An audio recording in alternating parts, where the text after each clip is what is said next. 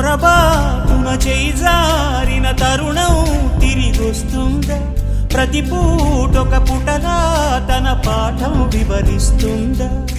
మన కోసమే తనలో తను రగిలే రవి తపనంతా కనుమూసిన తరువాతనే పెను చీకటి చెబుతుందా?